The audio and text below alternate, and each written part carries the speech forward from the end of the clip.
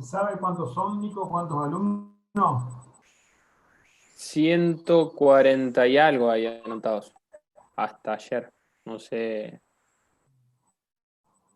hoy. Después hay que ver, viste, que nos pasan cuáles se aceptan, cuáles no. Faltan 30 y pico.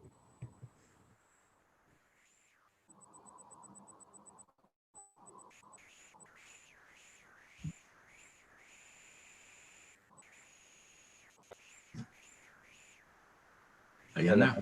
No, ¿Me escuchás? ¿Me escuchás? sí, profe. Sí, Raúl, se te Bien, escucha Raúl. bien. Bueno, perfecto. Ahí regularizamos todo. Bueno. 2 segundos. Chicos, por favor apaguen micrófonos y cámaras.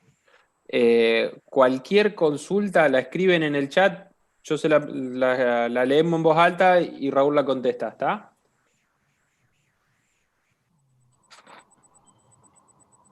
Bueno, muy bien. Hoy vamos a empezar la primera clase y como todos los años en la primera clase nosotros debemos presentar la cátedra, ¿no es cierto? El cual y ver las exigencias que tiene la cátedra para regularidad y para aprobar las materias.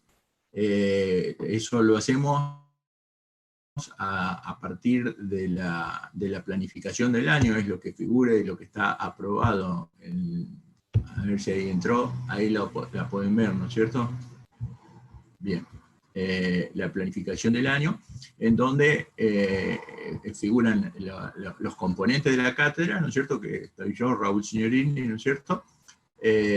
Javier González, ahí estamos, Javi, podés decir qué es lo que vas a hacer vos en el año. Habla, Java, así te vemos. Bueno, buenas tardes a todos.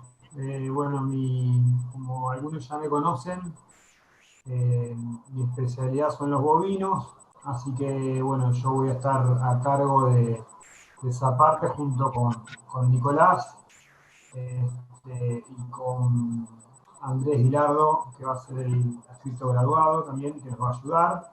Bueno, vamos a dar todos los temas relacionados con los bovinos. Bueno, tenemos programado un solo trabajo práctico por ahora, el de las patologías podales, pero bueno, también armamos grupos durante el año con aquellos que quieran salir a trabajar a campo para hacer algunas actividades extra, digamos. Así que eso sería lo que yo hago. Muy bien. Después lo tenemos a Nicolás Volati, que es nuestro jefe de trabajo práctico, así que él se va a encargar fundamentalmente de coordinar los prácticos y da unos cuantos. A ver, Nico, ¿cómo es la historia? Sí, no, soy yo. Hablo y se les marca, entonces me ven, pero ese sería yo, el que me encargo la parte de los... doy varios prácticos y a la vez, bueno, me encargo un poco de coordinar todo ese tema. Vamos a tener pocos prácticos presenciales, pero bueno, ahora Raúl les va a comentar cómo va a ser la idea este año. Sí, este año lamentablemente por la pandemia los prácticos están muy limitados. Nosotros intentamos ya desde el año pasado que estamos intentando dar los prácticos, pero no nos permiten. Este año parecía que ya íbamos a largar con los prácticos, pero todavía no nos siguen sin permitirlo. O sea, la idea es dejarlo, vamos a dar los prácticos virtuales y después a fin de año, a fin del cursado vendría a ser, si ya se regulariza la situación, vemos si podemos dar los prácticos presenciales.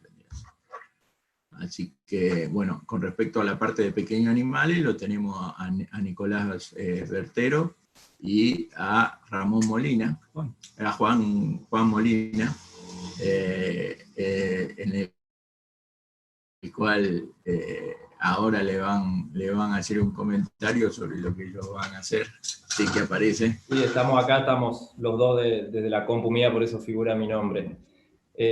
Bueno, nosotros damos parte de pequeños animales, tanto la parte de los teóricos como los prácticos.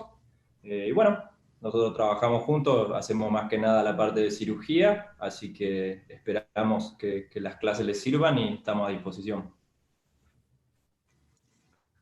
Estos jóvenes profesionales están haciendo mucha experiencia en cirugía, que es justo lo que a nosotros nos atañe, y la verdad que estamos orgullosos de tenerlos con nosotros, y sin lugar a duda van a ser importantes en la formación en la futura formación de ustedes.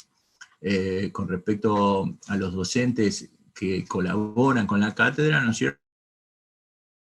Lo tenemos al doctor Alejandro Enrique, al doctor Maturín, a Pablo Salatín, a Pablo Signorini, a Germán Sterren y a Nelsa Widenhoff.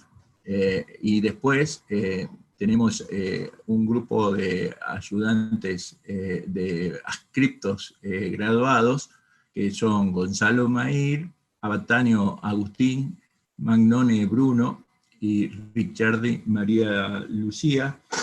Después, este año parece que se va a agregar, todavía no pudimos hacer las papeles que corresponden, pero aparentemente va a estar Gonzalo Guerrero, que pidió ingresarse en la cátedra, así que muy probablemente lo tengamos colaborando. Ese con respecto a los quienes vamos a intentar dar las clases. Con respecto al planeamiento de las asignaturas, los objetivos, tenemos objetivos generales. El objetivo general nuestro, el principal, es que, y me gustaría que quede muy claro en esta primera clase, que los alumnos comprendan las etiopatogenias de los procesos. O sea, que se estudie precisamente la etiopatogenia, por supuesto, si se conoce, y a partir de la etiopatogenia, de interpretar los signos clínicos y de este modo emitir un diagnóstico, y a partir del diagnóstico, el pronóstico y el tratamiento. O sea, hacer una medicina racional, tratando de entender la etiopatogenia de los procesos, y no estudiar de memoria los signos, estudiar de memoria los tratamientos, porque eso primero que no es medicina, y segundo que rápidamente se olvida y no va a ayudar a ustedes en la actividad profesional. Con respecto a los objetivos específicos, es que el alumno sepa interpretar los signos y las pruebas complementarias para poder llegar a hacer el diagnóstico. Entonces, que sepa leer desde el individuo cuáles son los signos que está para poder llegar al diagnóstico, para después continuar con el tratamiento y poder hacer un debido pronóstico. Por lo tanto, que quede claro cuando estudien, que estudien siempre a partir de la etiopatogenia de los procesos, para de ahí deducir lo demás.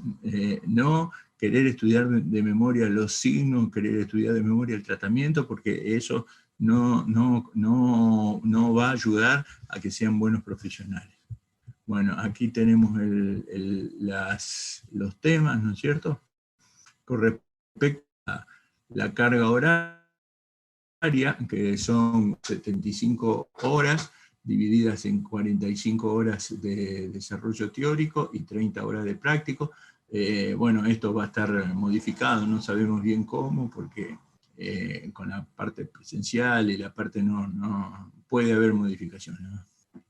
Pero lo que está estipulado es eso.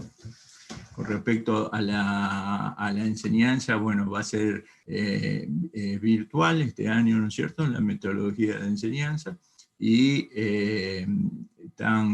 tienen la opción de determinados, en determinados momentos, el que está interesado puede llegar a pedir para ir a hacer práctico al hipódromo de Rafaela, a las clínicas de Juan y de Nico, Javier, a los ambos. Y el doctor Hilardo también. Con respecto a los prácticos, obviamente los teóricos virtuales. Los prácticos, nosotros vamos a dar un práctico virtual debido a que todavía no está protocolizado y no está autorizado el protocolo, vendría a ser, de los prácticos presenciales, y una vez que se dé, en la semana posterior al práctico, que se da en forma virtual, se toma un examen. El que aprueba ese examen va a poder asistir al práctico presencial. El presente en el práctico se va a otorgar cuando apruebe ese cuestionario y asista al práctico presencial. Obviamente eso sí se puede dar, ¿no es cierto? Si no se puede dar, va a quedar presente con el aprobado del práctico, del cuestionario. Entonces de esa forma queda presente en el práctico. Lo que es importante es que para poder regularizar la materia va a necesitar un 80% de los prácticos aprobados y aprobar los parciales, que van a ser 2, que ya se va a avisar los temarios y la fecha que va a ser, y los parciales van a ser 2, en principio, porque normalmente tomamos parciales de los prácticos y no sabemos bien cómo va a ser este año, pero en principio son 2, y hay que aprobar los 2 para tener regularizada la materia. Si tienen recuperatorio, en el caso que no puedan aprobar en una primera instancia, tienen una segunda posibilidad de poder rendir el parcial. Bueno, aquí tenemos la literatura, y eso con respecto a la cátedra. Muchachos, ¿me está faltando algo? ¿Algún comentario? No, yo ahora les muestro, vamos a ir publicando todo por entorno, se van a ir publicando las clases a medida que las vamos dando, y van a estar los cuestionarios. A la semana siguiente del práctico, los cuestionarios van a ser por entorno virtual también. Van a ser al estilo como hacíamos el año pasado, o sea, unas 20 preguntas, múltiple opción, a completar, verdadero o falso, cosas así. Y es por tiempo, después va a estar todo bien explicado en el entorno, y también... ahí les muestro yo. Tenemos Hay una pregunta, Nico, en el chat. Ahí voy, sí, ya la vi. Aguantá. Dame 2 segundos. ¿Cómo es el Instagram de la cátedra? Que por acá vamos a ir publicando también las novedades aparte del entorno. Esto acá del Instagram, no sé si se ve, la vamos a cambiar. Sería el link por donde vamos a dar las consultas. Y cualquier cosa acá también hay una publicación con nuestros números de celular. Por las dudas, cualquier consulta por WhatsApp y demás también se puede por ahí.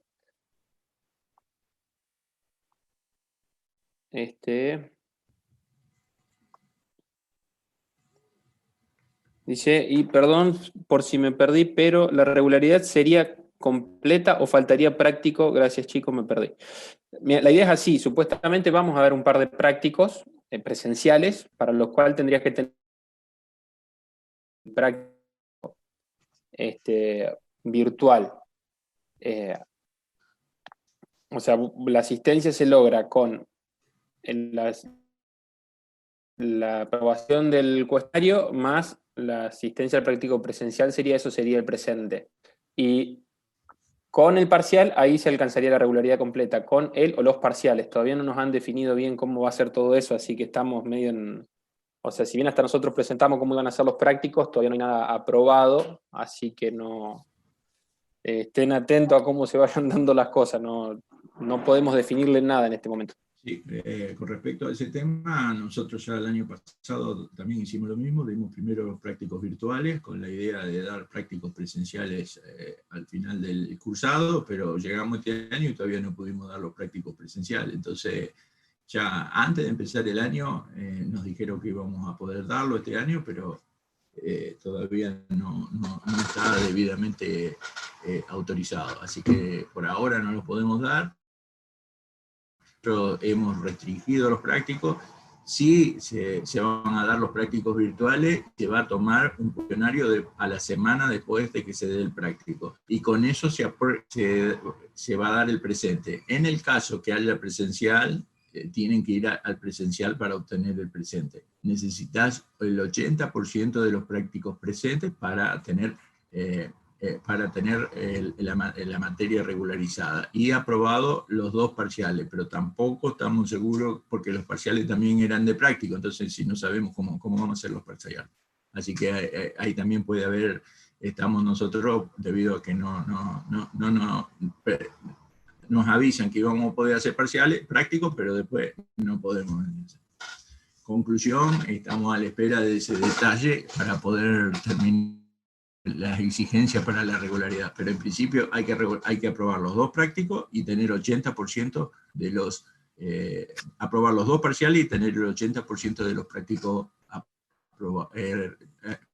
y para que sea presente hay que aprobar el pequeño cuestionario que se hace en la semana y ir, en el caso que se dé, si no se da, obviamente con aprobado el presente, como pasó el año pasado, aprobado el cuestionario, ya se logra la regularidad. Bueno, hay un par de preguntas más. Para los prácticos, si hay cartilla, no. Si cartilla te referís a si es que la cátedra hace alguna bibliografía en particular, no. Cada práctico tiene su propia bibliografía que se la vamos a, o sea, basado en libros, les vamos dando en los libros en los cuales usamos para armar cada práctico a medida que le vamos dando. Después otro que quisiera saber cómo sería el sistema de evaluación de los TPs virtuales. ¿Rendiríamos todos juntos en un mismo horario? Gracias. Sí, se rinde todo junto en general. Los ponemos a la semana siguiente. O sea, si el martes se dan los prácticos, al martes siguiente a las 7 de la mañana, 7:15, arranca para todos juntos. Y tiene, yo no me acuerdo ahora el tiempo exacto que era, pero eran más o menos unos 15 minutos para hacerlo y en total el cuestionario está abierto durante unos 25 minutos. O sea, en esos 25 minutos tienen abierto para que ingresen y lo respondan. Se aprobaba, si yo mal no recuerdo, era con el 60%. Yo la verdad ahora no me acuerdo bien cómo lo teníamos armado el año pasado, pero va a ser más o menos el mismo sistema. La exigencia es el 70%. La exigencia que está en la planificación. Exacto. Eso para los cuestionarios del TP. Aprobar el cuestionario sería el presente al TP. ¿Está? Nico, lo otro que quería decir, el entorno, ¿vos ya les enviaste la clave de matriculación? Ah, sí, ya les mandé a los que estaban hasta, no sé si ayer o anteayer, yo mandé vía entorno virtual por mensaje la clave de matriculación para el entorno. Figura como cátedra de patología quirúrgica. Cualquiera que no le haya llegado, ya sea porque no estaba inscripto o algo, la clave de matriculación, nos manda un mensaje, ya sea por teléfono o en Instagram, y se las por si hubo. Sí, es más que nada para que no se demoren con eso, porque con esto de la virtualidad es primordial que revisen regularmente el entorno. Si bien también me hago por Guaraní, o sea, y está el Instagram, porque hoy en día todo el mundo usa Instagram, es primordial que se familiaricen con el entorno porque ahí va a transcurrir gran parte del cursado. O sea, el medio de comunicación oficial es el entorno y ahí van a estar publicados también el tema de, bueno, los que les mostró recién Raúl, cómo van a ser los cuestionarios, el cronograma lo vamos a publicar ahí, si bien probablemente pongamos no el cronograma entero, sino de los próximos 15 o 20 días y los vayamos así agregando, porque justamente no sabemos bien cómo vamos a ir haciendo a medida que nos vayan aprobando hacer cosas presenciales o no. Así que bueno, estén bien atentos más vale al entorno, y ahí vamos a ir subiendo las clases que se dan y demás. Sí, bueno, el cronograma nosotros ya lo tenemos muy elaborado, pero obviamente puede tener modificaciones, por eso se lo vamos a ir dando de fracciones. Obviamente para 15 días van a tener siempre el cronograma publicado. Bueno, si no hay más duda, iniciamos la primera clase del año, que es traumatismo. ¿Alguna pregunta?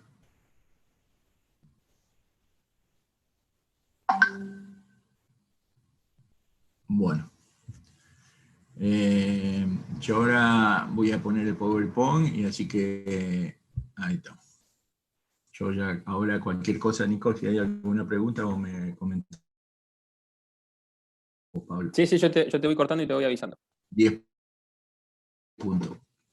Con respecto a traumatismo, o sea, la primera clase del año, la bolilla 1, Poné para compartir, ¿no? Sí, sí, sí. Yo teóricamente lo puse. Ahí estamos. Vamos a ver si me sale. No.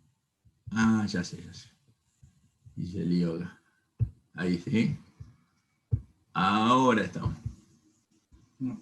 Ahí salió. Perfecto. Qué manejo, ¿no? Bueno. Podemos ver cómo hago para...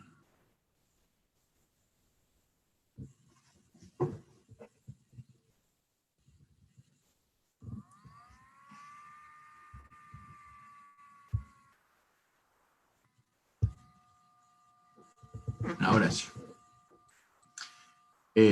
Traumatismo, entonces, es la lesión generada por un agente mecánico, físico o químico. Entonces, toda lesión que se produce en un individuo generado por agente físico puede ser un golpe, un alambre, agente químico puede ser, incluso físico puede ser radiación también, químico pueden ser sustancias cáusticas o sustancias corrosivas que van a producir lesiones en el individuo. Esa lesión se denomina traumatismo. Todas se denominan traumatismo. Dentro de los traumatismos, acá tenemos las preguntas que consideramos nosotros que deberían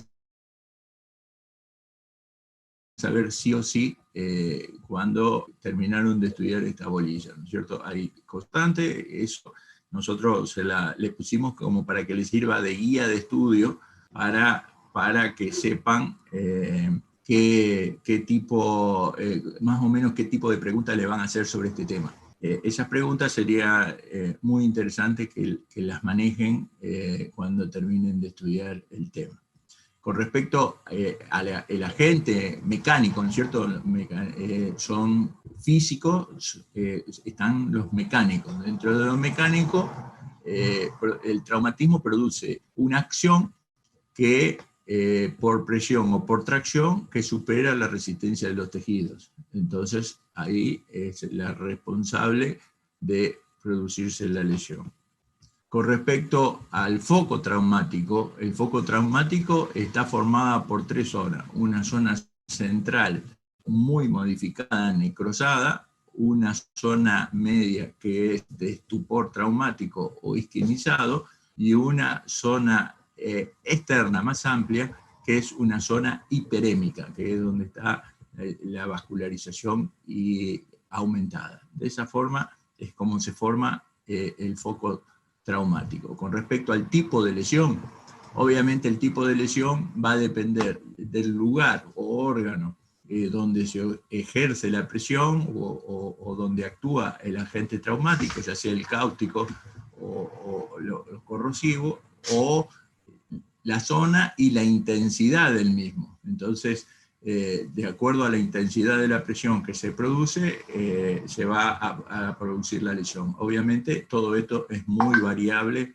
en todo el individuo, las lesiones. Con respecto a la contusión del traumatismo, tenemos un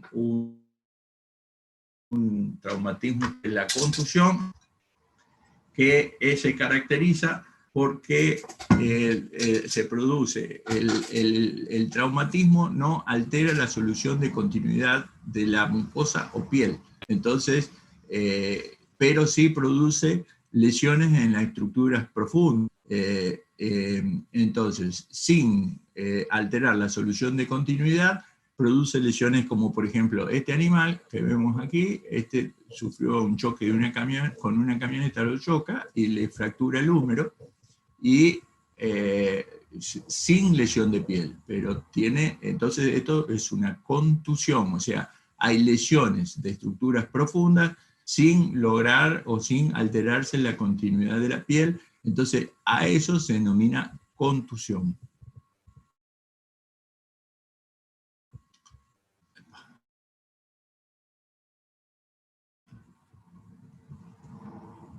Dentro de las contusiones se clasifican de primer grado o equimosis, cuando la contusión es de primer grado, cuando produce lesiones mínimas, especialmente lesión a nivel capilar. Entonces, produce pequeñas hemorragias o equimosis, ¿no es cierto? Equimosis es una forma de hemorragia capilar, o sea, por ruptura de los capilares se produce liberación de sangre, y esa liberación de sangre produce esta equimosis que, para que les sea esquemático, es lo que sería un moretón, lo que nosotros llamamos moretón, o sea, cuando se produce un traumatismo en el cual se produce una pequeña equimosis, o sea, por rotura de capilares se libera sangre en forma de campeón, obviamente, si está la, salvo que se encuentre en el casco. En el casco produce una lesión que se denomina escarza. Pero acá sí va a producir síntomas, debido a que la escarza produce, el casco es un lugar que tiene muy poco posibilidad de distenderse. Entonces, un pequeño pérdida o extravasación sanguínea a este nivel produce una compresión y va a producir dolor. Ese dolor va a generar una claudicación, que en este caso es una claudicación de primero o segundo grado, de apoyo, que ese tema ya va a hablar Nico en el práctico, pero para que sepan que es una claudicación de poca intensidad, de apoyo. Y un cambio de coloración de la suela, como acá vemos, a la pigmentación, o sea que la hemoglobina que se libera comienza a difundir, entonces produce un cambio de coloración. Ante la presencia de esto, nosotros con la pinza de tentar palpamos en la zona y ahí vamos a poder determinar que se produce hay dolor en esa determinada zona, y eso nos hace, confirmamos el diagnóstico. Con respecto a la evolución de esto, generalmente es benigna, debido a que tenemos que esperar que se reabsorba esa sangre extravasada, y generalmente no hay problema, salvo que esa sangre se contamine, ya sea por contigüidad o por vía hematógena, esa extravasación sanguínea se contamine, y entonces ya se produce una escarza contaminada. Esa escarza contaminada ya produce una claudicación muy importante, porque produce, ya hay la compresión de la inflamación, hacen que produzca una gran reacción y la infección, y entonces ya produce una claudicación que puede ser de tercero hasta cuarto grado. Para el tratamiento de esa escarza, para la escarza contaminada es necesario sí o sí drenar ese material piógeno que se encuentra en el interior del casco, y realizar baños con sulfato de magnesio y pequeñas cantidades de formol, para lograr la desinfección de esa zona. Y también está indicado antibioticoterapia por vía sistémica.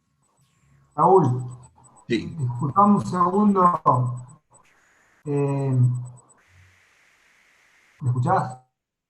Bien, yo. Hay muchos que están preguntando por qué no graba la clase. Ya le explicaron que lo que va a quedar colgado son los PowerPoints. La idea justamente es que atiendan en la clase, interactúen, pregunten acerca de lo que se está dando, porque no tiene ningún sentido si no damos todas las clases grabadas del año pasado y listo. La idea es que estén atentos, que interactúen, que pregunten, justamente simular que estamos dando una clase presencial con estas circunstancias que están ocurriendo ahora, pero lo que sí se les va a dar es el material. El PowerPoint se le va a dar, pero no la clase. Justamente lo que pretendemos es que ustedes estén atentos, a los alumnos les digo, e interactúen y pregunten acerca de lo que están viendo, las dudas que tengan y demás.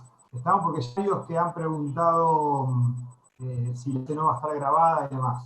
Disculpame Sí, perfecto. la interrupción, pero para... No. Y a la vez, hasta si cualquier duda que tienen después leyendo el material que se les da y viendo el PowerPoint, tienen hasta nuestros teléfonos personales para consultarnos. O sea, cualquier cosita después nos consultan, no hay ningún tipo de problema con eso. Y ahora hay uno preguntando si solo la escarza contaminada se trata, Raúl. Y otro que pregunta si el formol y las sales son en partes iguales. No. La sal, vamos por orden.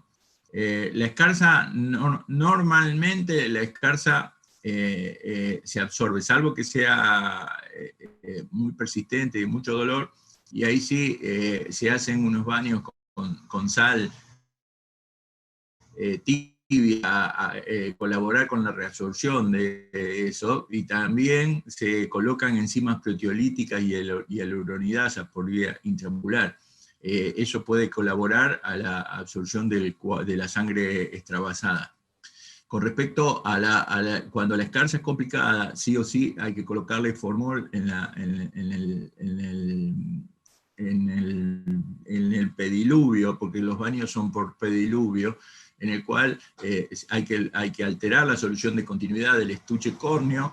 Entonces con un objeto punzante se hace un pequeño agujerito para que pueda salir el material que está en el interior. Una vez que sale el material, el alivio viene rápidamente, porque el dolor más grande es por compresión. Entonces, un animal que está con una claudicación de cuarto grado pasa a una claudicación de segundo grado casi con seguridad, y en 3 o 4 días evoluciona favorablemente, pero mientras está el pus ahí en el interior, produce una gran compresión y un fuertísimo dolor. Y la cantidad de sal son 3 cucharadas por litro, más o menos, que con eso se logra el sobresaturado. O sea, la sal no hay problema, tiene que ser sobresaturado. Y si ponen más de la que va, no hay ningún problema, porque se sedimenta en el fondo. O sea, tiene un problema de costo nada más, o sea, y tampoco es cara. El problema es el formol, que sí van 2 o 3 centímetros por litro. ¿Por qué? Porque es muy irritante. Entonces, pequeñas cantidades de formol es lo que necesita, no colocar más de 5 centímetros por litro. Normalmente se usan 3 centímetros por litro más o menos.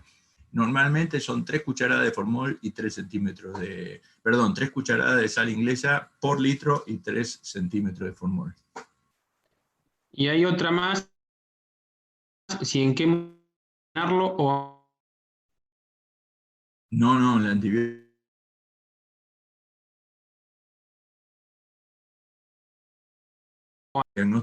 es importante porque es difícil llegar al casco con el antibiótico, necesita dosis grandes.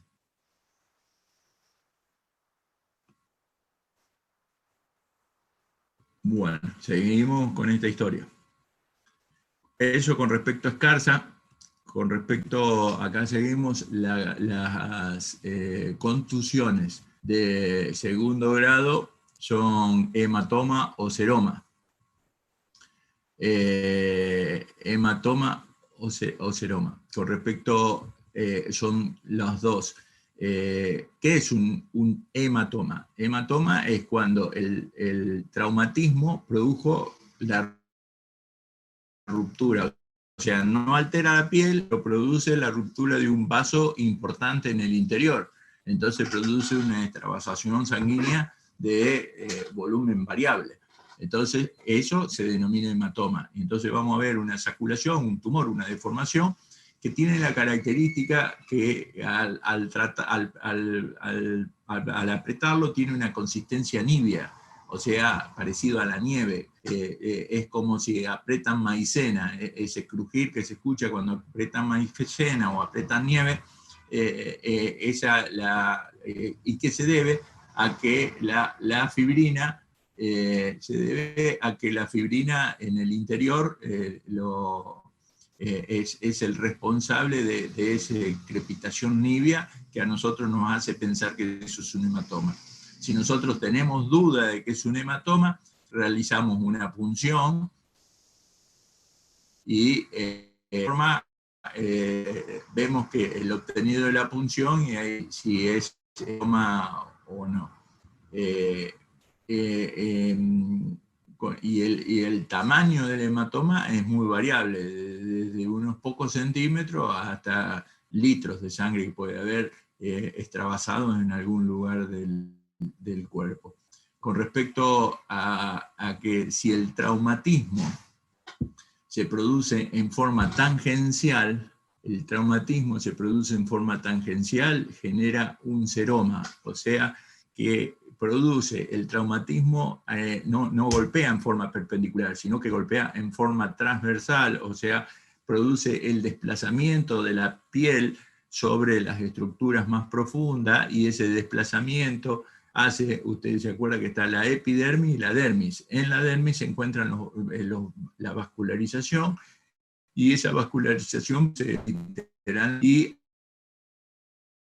al estirarse altera de los mismos y permite el pasaje de plasma desde el interior del vaso hacia el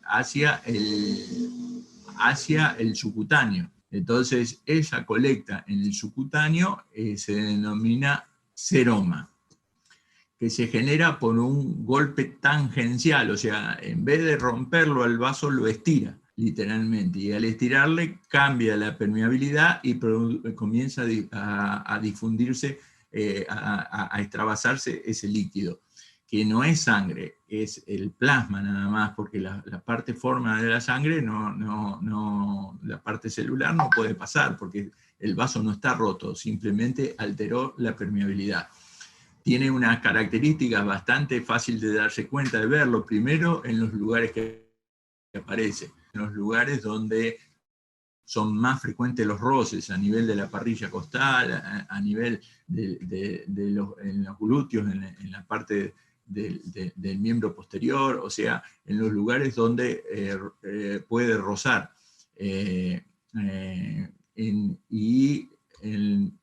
Lo que es, y la característica más importante, que ese líquido se va depositando en el subcutáneo y da la sensación como si fuese agua dentro de una bolsa de polietileno, o sea, le sobra mucho lugar, no está comprimiendo, no es como un hematoma, que el hematoma va inflando y hace como un globo y en el interior tiene presión, un determinado grado de presión. Aquí prácticamente no hay presión, es como que el continente es mucho más amplio que para el líquido que alberga.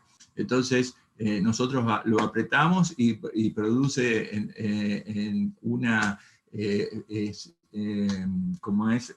se desplaza de un lado hacia el otro.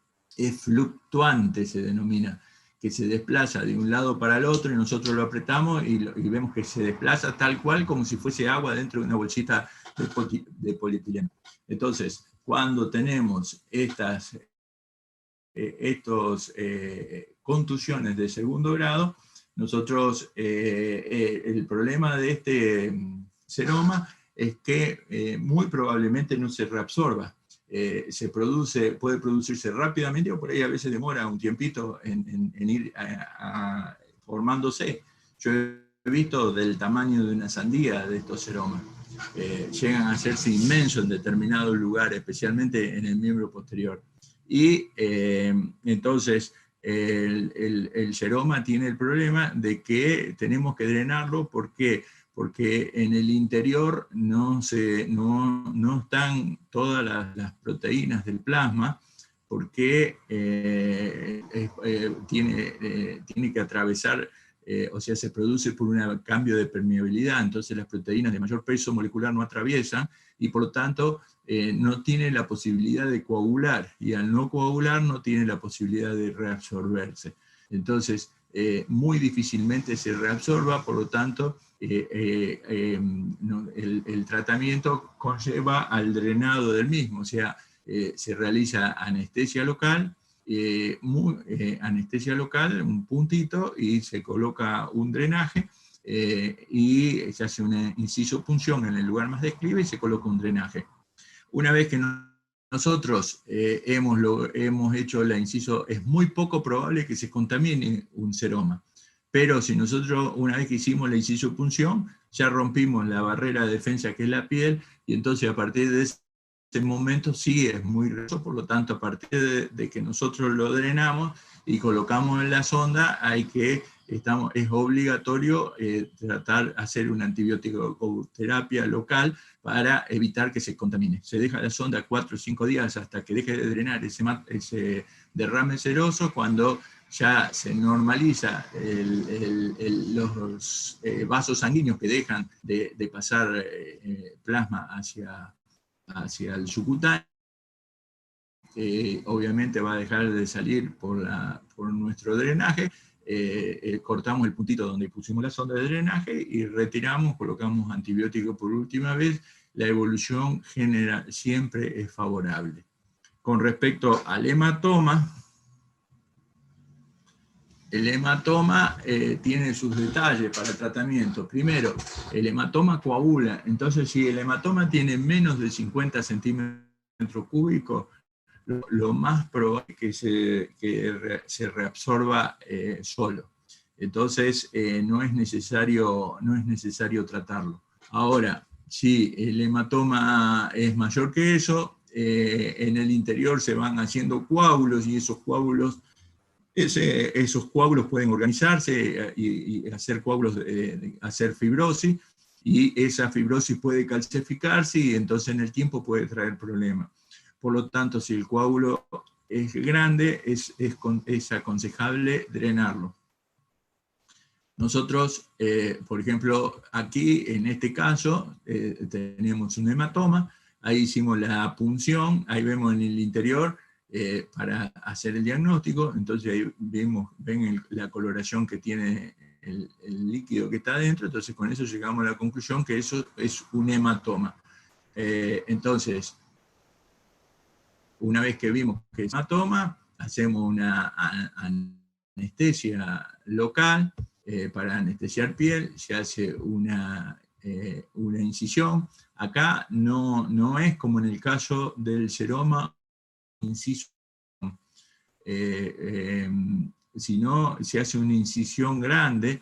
¿Por qué? Porque tenemos que sacar todos esos coágulos de fibrina que se encuentran en el interior, porque es eso lo que después va a llevar a fibrosis y pueden llevar a calcificación local.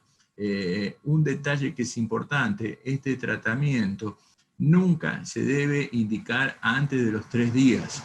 La literatura dice entre 3 y 5 días. A mí me pareció una exageración 5 días, porque vos decís, ¿cómo no va a estar coagulado? Nos tocó un caso de un hematoma muy grande en Mendoza, en el cual nosotros tenía 3 días de que se había producido, inmenso en el miembro posterior, y nosotros intentamos evacuarlo. Y cuando uno le saca la compresión que hace la sangre contra los tejidos blandos, libera nuevamente, se inicia nuevamente la hemorragia. O sea, generalmente este hematoma puntualmente que vemos acá es por una ruptura muscular. Entonces hay una gran hemorragia por capilaridad. ¿Y qué pasa? Mientras la sangre está comprimiendo los vasos, colabora con la hemostasis del proceso. O sea, la sangre está detenida por la compresión que realiza la sangre contra los capilares. Cuando uno libera de esa presión, se reinicia nuevamente la extravasación sanguínea, y realmente asusta, porque viene grandes volúmenes de sangre, no sabe cómo hacer para parar y meterlo de nuevo dentro del hematoma y cerrar todo ahí adentro para que nuevamente se produzca se detenga la hemorragia. Y después le fuimos pidiendo, pero entró un paño de campo entero dentro del hematoma, dentro de la cavidad, y entonces ese paño de campo, y nosotros cerramos ahí la compresión, nuevamente paró la sangre.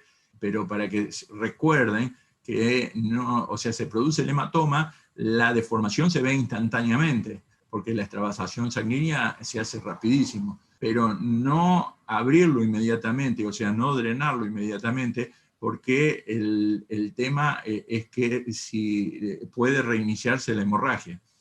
y la incisión tiene que ser grande, como vemos acá, para poder extraer todo esto, ¿ves? Que es la sangre coagulada, toda la fibrina que está en el interior, porque es ahí va a ser la fibrosis donde se va a hacer la calcificación. Una vez toda la fibrina del interior, se coloca una sonda de drenaje y a partir de ella se hacen lavajes con solución fisiológica y se le coloca antibiótico local para evitar la contaminación, porque obviamente cuando nosotros rompemos la piel y tenemos riesgo, puede iniciarse muy difícilmente, se contamina un hematoma, pero en el caso que esté contaminado, obviamente, aunque no esté la herida lesionada, hay que colocar antibiótico también, ¿no es cierto? Si nosotros vemos que el dolor es muy importante. Cuando está el hematoma, el dolor es poco importante. Ahora, si hay una infección, es muy importante. El seroma prácticamente es frío e indoloro, fluctuante, mientras que el hematoma tiene crepitación nibia, no es muy doloroso, pero sí hay dolor, y es muy doloroso en el caso que se haya contaminado. Y la crepitación nibia, diagnóstico. Para confirmar el diagnóstico se hace una punción evacuatoria. Y una punción, y con eso realizamos el diagnóstico y realizamos la evacuación. Después hacemos el drenaje del mismo. Raúl, Y antes de pasar a heridas. Sí. Bueno, una que preguntaba por los tiempos, eso ya lo dijiste, de 3 a 5, hay bibliografía 7. Hay una pregunta si se realizan antibiogramas y cuándo, después de cuánto tiempo es muy probable que ese antibiótico elegido no esté surtiendo efecto. Perdón, yo supongo que la pregunta es en referencia a escarza complicada, que es lo único hasta ahora séptico que se dio. No, claro, el antibiograma, no podemos hacer antibiograma hasta que no haya infección. El hematoma normalmente no tiene infección. ¿Puede haber un hematoma contaminado? Sí, pero bueno, si se contamina, ahí sí, pero no siempre generalmente son con los habituales, son fáciles de controlar en el caso de coma.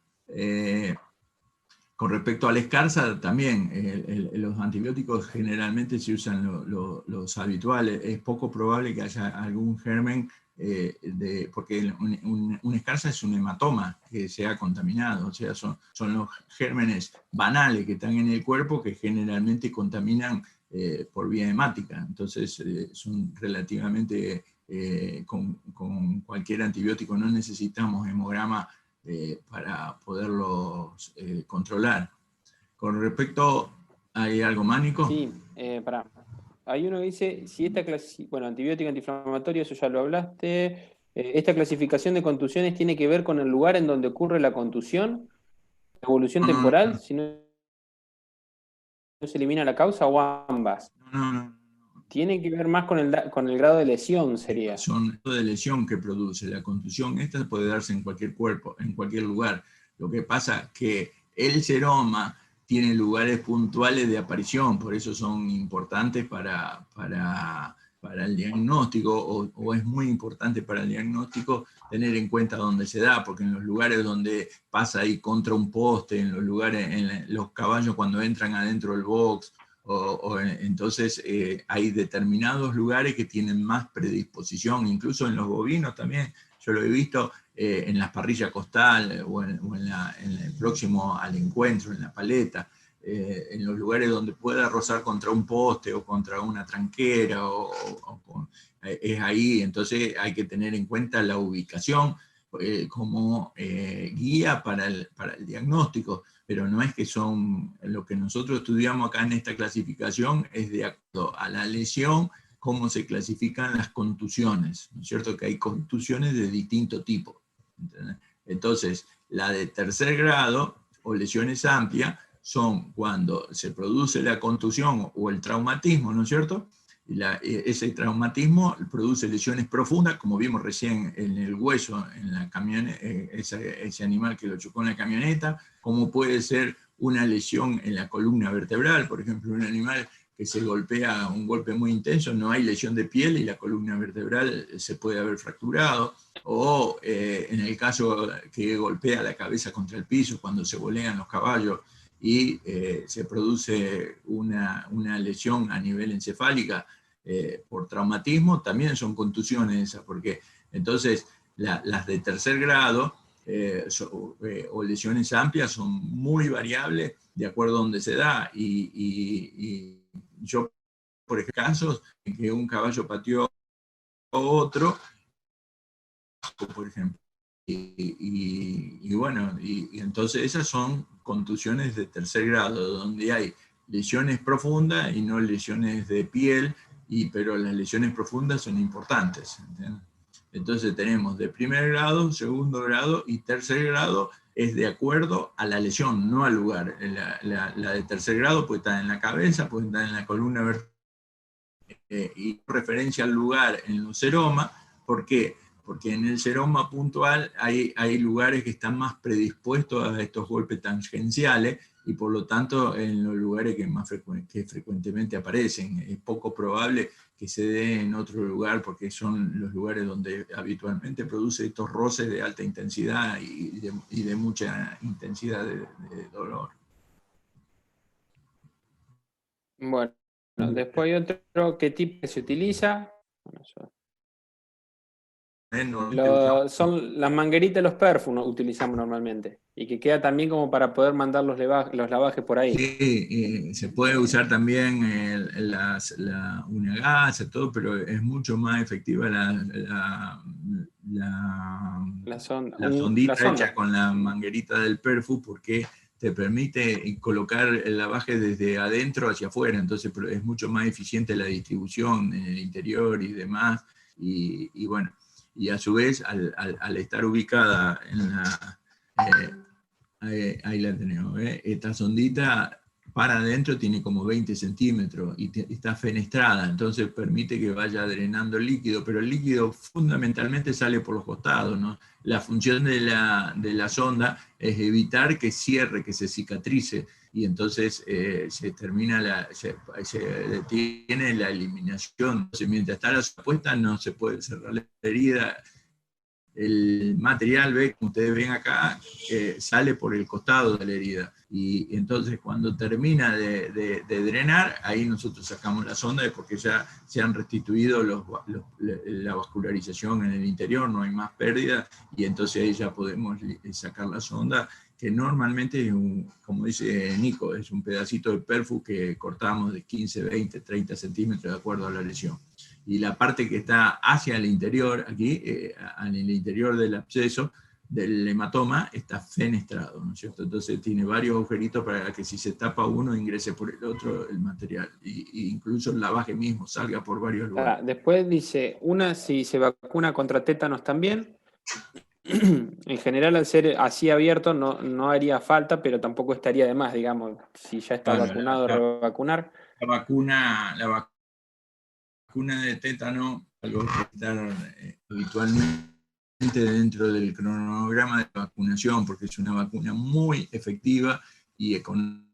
Entonces no debería no estar, porque estas lesiones son muy poco probables, o no son de la lesión que va a producir donde desarrolla el Clostridium tetani es anaeróbica. Entonces este tipo de lesión es muy poco probable que se desarrolle el tétano. Generalmente son las heridas punzantes. De todo modo, no está mal darle un refuerzo para evitar toda posibilidad de eso. Bueno. Ahora que quedan un par más. Sí. Que se me fue. Sí, bueno, si se podría hacer una ecografía para necesario drenar. Hay otro que pregunta lo mismo, cómo calcular de forma rápida y semi la sangre extravasada. Para tener en cuenta un hipotético caso de transfusión. No, eso tiene que ser mucho para que necesiten. Y hay uno que dice, si hay un método con antelación, para si ya ha formado el coágulo antes de drenarlo, para estar seguros. El tiempo es lo que te va a dar seguridad, no hay ningún... Obviamente el tiempo es proporcional al tamaño, evidentemente, ¿no es cierto? Entonces, si nosotros estamos sospechando de un hematoma de mucho volumen, le vamos a tener que dejar entre 5 y 7 días. ¿Cómo hacemos para saber si es de 50 centímetros o más? Bueno, eso es a ojo de buen cubero, vendría a ser ojímetro. ojímetro. Sin lugar a dudas se puede hacer ecografía, yo he hecho, se ve el coágulo de fibrina adentro, se ve todo precioso, pero no necesita hacer una ecografía para aproximación de ¿cierto? Si en vez de 50 tiene 60 o 70, tampoco yo considero que es de importancia o no va a ser significativa la diferencia. Por lo tanto, es bien a ojo de buen cubero, no es necesario hacer una ecografía para ver que sea exacto 50 centímetros, ¿no es cierto? Sin lugar a dudas se puede hacer la ecografía para hacer el diagnóstico también, pero se puede hacer el diagnóstico sin ecografía, vendría a ser, ¿no? O sea, después, bueno, se sutura la piel con la sonda. Sí. Sí.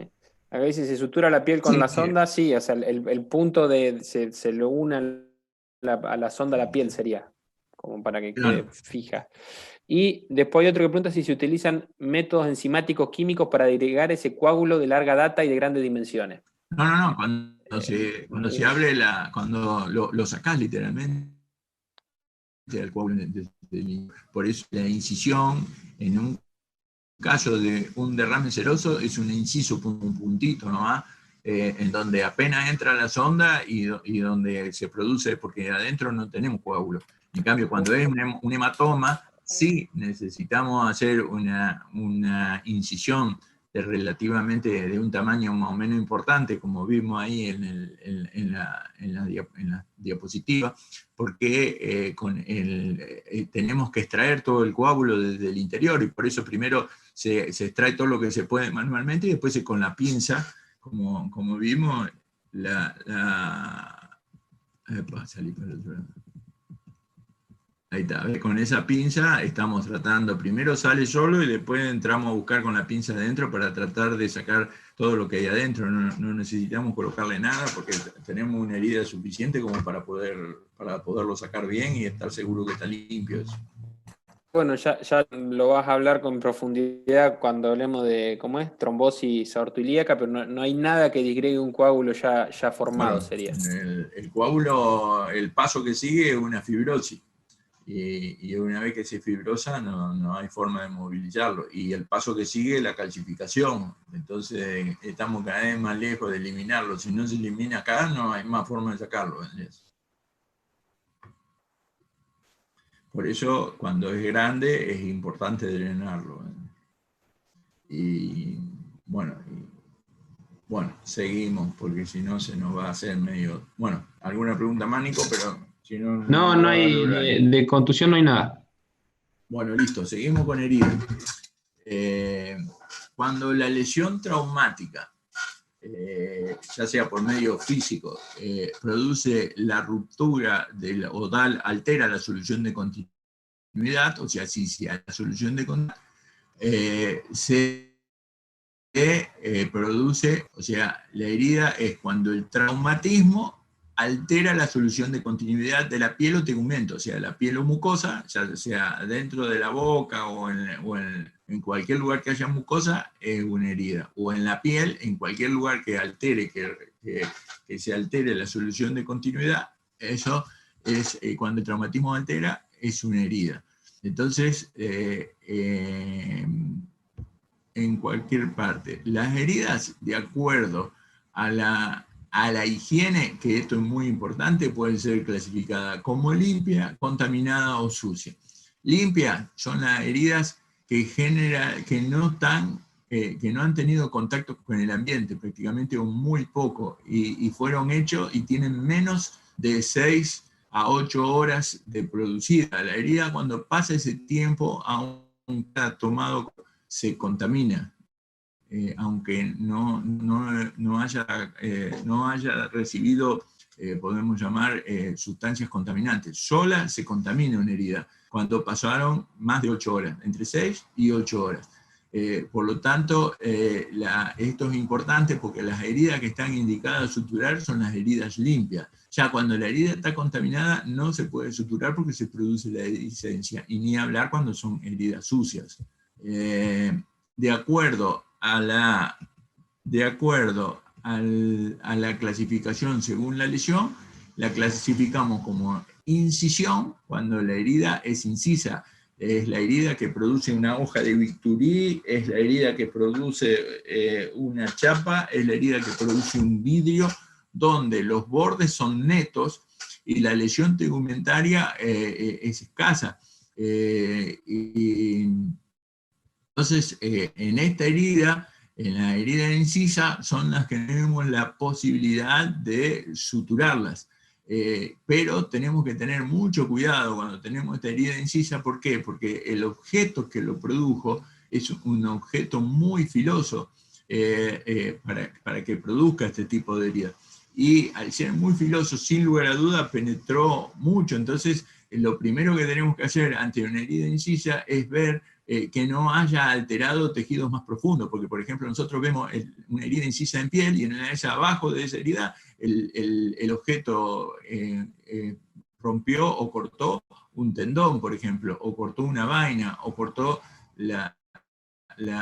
un fondo de saco articular, y entonces el pronóstico es completamente distinto. Entonces lo que podría ser una herida en piel casi insignificante muchas veces puede ser un problemón importantísimo porque no vimos adecuadamente el grado de lesión, debido a que esta herida está producido por un objeto cortante, filoso, que penetra con mucha facilidad y por lo tanto es muy común que produzca lesiones en estructuras profundas.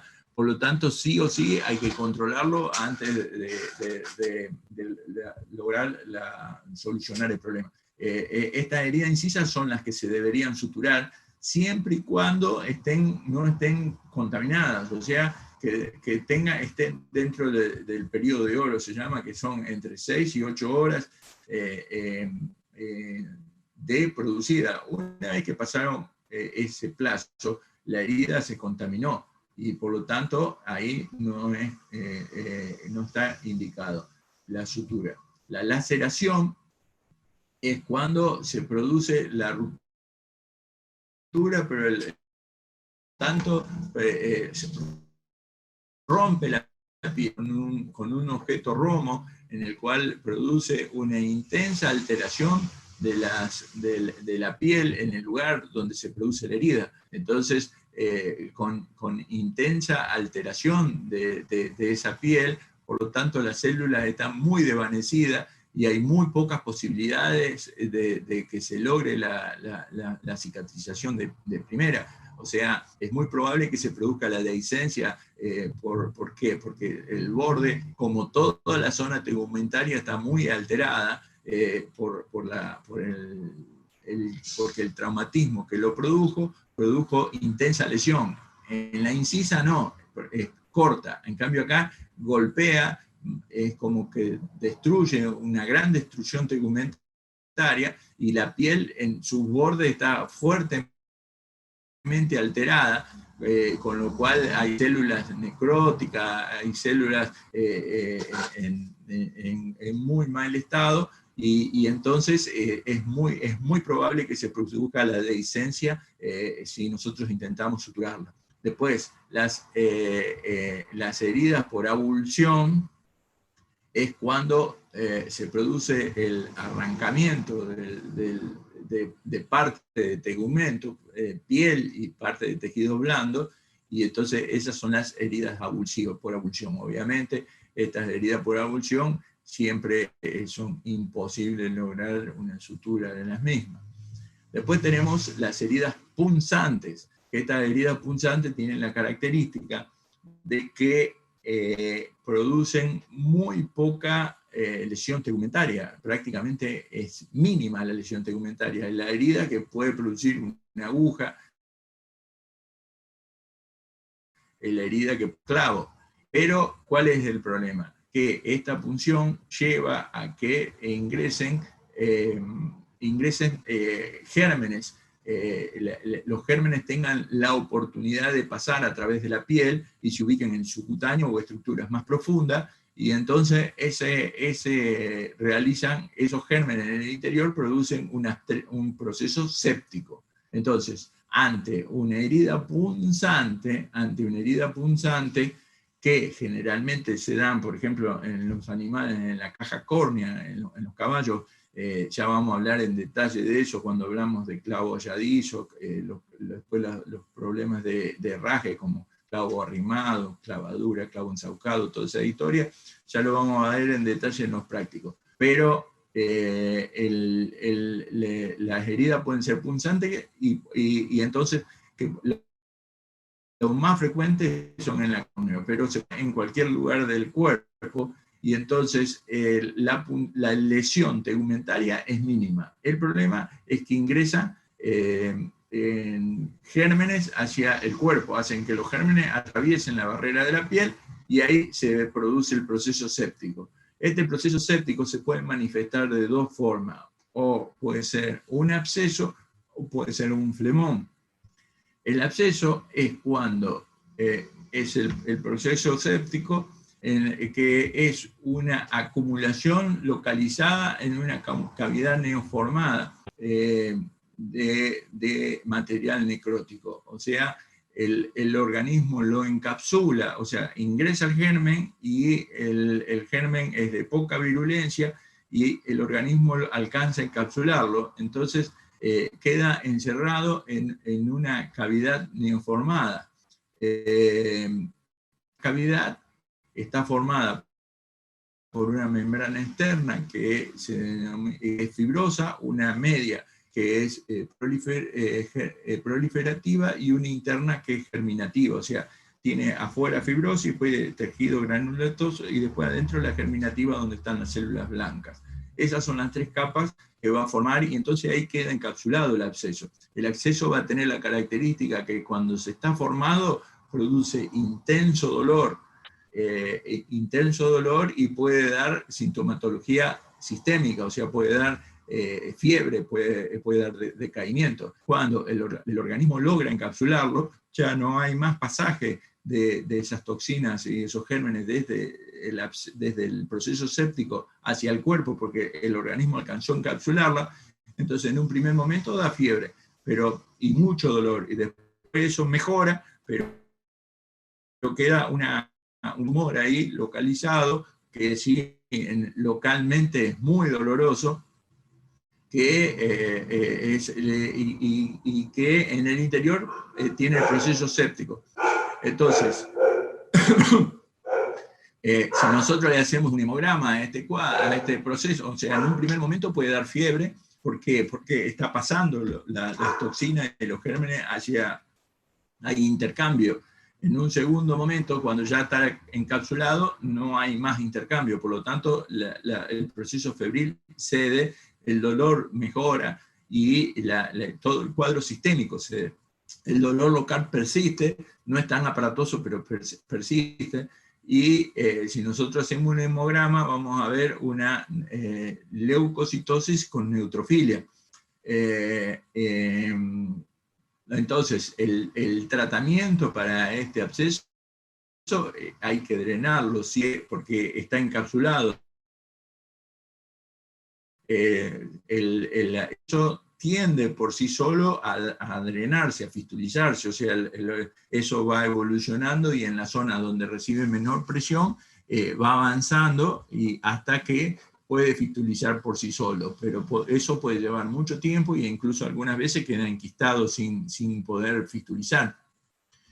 Entonces nosotros buscamos en la zona del absceso y decimos que tenemos que esperar que el absceso madure, para llamarlo, o sea, se denomina madurar el absceso cuando el organismo por sí solo está tratando de evacuar por un determinado lugar, está buscando el lugar de menor resistencia. Entonces nosotros vamos a ver que en un primer momento el absceso es todo un tumor duro y doloroso. Y después vamos a ver que el dolor disminuye y en la parte central del absceso se va a encontrar una zona blandecida, es el lugar de punción. Entonces, punción en ese nivel, obtenemos pus, hacemos una punción con una aguja, obtenemos pus Si viene pus, ahí confirmamos el diagnóstico, entonces depilamos la zona ahí donde vamos a hacer una incisopunción, hacemos incisopunción, colocamos un drenaje y drenamos. Recordar que el absceso puede ser puede tener trabéculas, entonces hay que acordarse de que recorrer el interior del absceso, de romper, porque puede estar trabeculado, y entonces de romper esas trabéculas en el interior del mismo para que no queden pequeñas cantidad de pus ahí acumulado, porque puede haber trabéculas en el interior, puede que no sea una sola cavidad. Entonces ahí no tiene sentido colocar antibióticos por vía sistémica, porque así como el material séptico no sale dentro hacia el cuerpo, desde el cuerpo el antibiótico, o sea, en un primer momento, hasta que se formó el absceso, sí está bien indicado. Una vez que está el absceso formado, no tiene ningún sentido colocar antibiótico por vía sistémica, porque no pasa hacia la luz del absceso, porque esta barrera fibrosa que tiene en la formación del absceso no permite, así como no permite que pase el pus hacia el cuerpo, por eso no hay más fiebre, no hay más nada, no hay más cuadro sistémico, tampoco pasa el antibiótico. Entonces, yo siempre digo, le tiramos el antibiótico por la retaguardia, o sea, le tiramos el antibiótico dentro de la trinchera. Nosotros hacemos una centesis en la zona, colocamos un drenaje, vaciamos todo ese material piógeno, hacemos lavaje y ahí colocamos el antibiótico, que obviamente ahí trabaja en grandes concentraciones de efecto local. Generalmente la evolución es buena. Cuando el germen es muy virulento, y entonces o las defensas... Antes de ir con Flemón, preguntan sí, ¿cuántos días tarda aproximadamente en formarse un absceso? Es variable, pero aproximadamente 5 días, más o menos, entre 5 y 7 días es lo normal. Entonces, el absceso, desde que empieza hasta que se forma, más o menos son 5 días, y no está indicado realizar la punción antes, porque muy probablemente no esté formado las cámaras. O sea, en un primer momento está indicado colocarle antibiótico y esperar que madure. Cuando madure, ahí está indicado cortarlo. Normalmente son entre 4 y 7 días.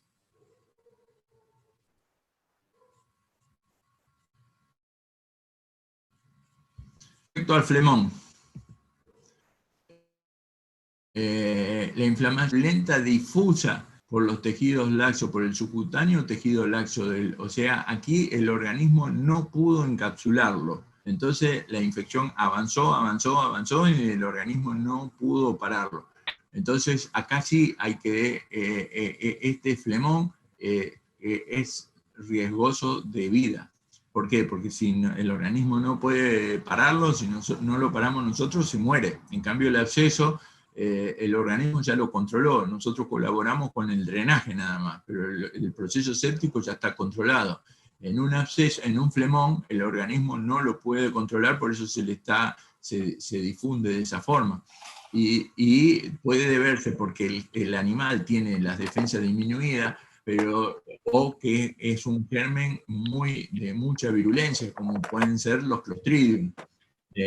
Entonces, ante esta situación, el organismo ingresa, o sea que pueda atravesar la defensa de la piel, y una vez que ingresa por el subcutáneo comienza a distribuirse. Acá vamos a ver este animal acá. Este animal tuvo la mala suerte, nosotros le habíamos operado la rodilla, y la gente que tenía, los cuidadores, para ayudar a la recuperación, quisieron ponerle condritin sulfato intramuscular.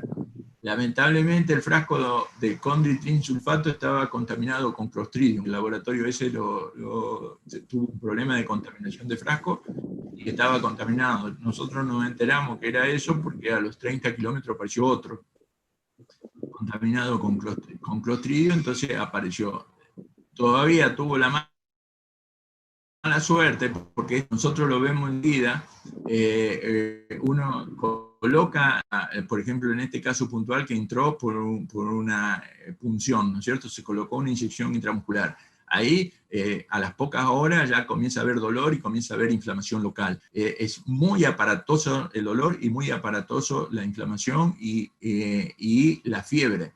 Rápidamente aumenta la temperatura y vemos que eso crece y crece y cada vez peor el estado corporal y cada vez peor el estado del individuo. Y eso nos hace, o sea, y vemos literalmente cómo se difunde. Fíjese que acá llega prácticamente hasta la cruz la infección. Entonces, ante ese estado, si nosotros actuamos rápidamente con un antibiótico y podemos controlar el germen, se salva. El otro de los 30 kilómetros lo vieron enseguida, pero tuvieron mala suerte que justo era un fin de semana largo, se fueron le daban de comer un pioncito por la puerta nomás de arriba, la puerta de arriba le tiraba pasto, y ni lo miró, y resulta que cuando llegaron los 3 días ya estaba prácticamente en este estado. Entonces llamaron, pero ya estaba literalmente muerto el caballo. Entonces, si nosotros tenemos la suerte, fíjense, ve, acá va desde el Atlas hasta más atrás de la cruz, todo como fue avanzando, esto va eliminando toxina y hace bacteriemia, toxemia y obviamente shock y muerte. Fíjense acá el color rojo vinoso, es bien típico del Clostridium, del color del edema del subcutáneo, rojo vino, eso es bien típico para que se acuerden del Clostridium. Yo ahí le saqué esa foto porque el doctor Luster nos regaló. Y ahí está. Entonces eso es Clostridio. También cuando es Clostridio es muy frecuente el crepitar. O sea, el Clostridio producía gases, recuerdan, de microbiología, y eso genera un enfisema subcutáneo y crepitación por debajo de la piel, que uno lo toca literalmente el aire ahí abajo.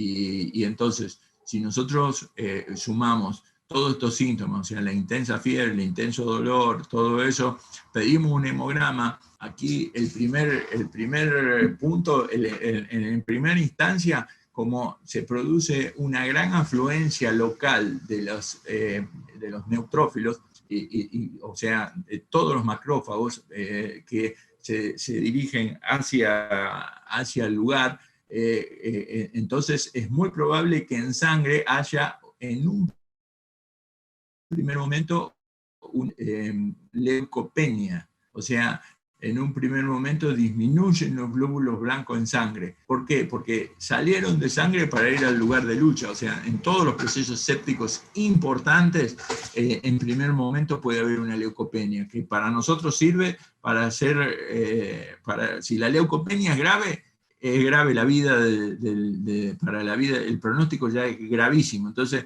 nosotros pedimos un hemograma ahí enseguida, y si hay leucopenia muy importante, el pronóstico es muy malo. Entonces, sirve para el pronóstico. Mire que esto estamos de cámara. Y entonces produce una caída y después, si se salva, comienza a subir y sale. O sea, en un primer momento es leucopenia y en un segundo momento es leucocitosis con neutrofilia, igual que en el absceso.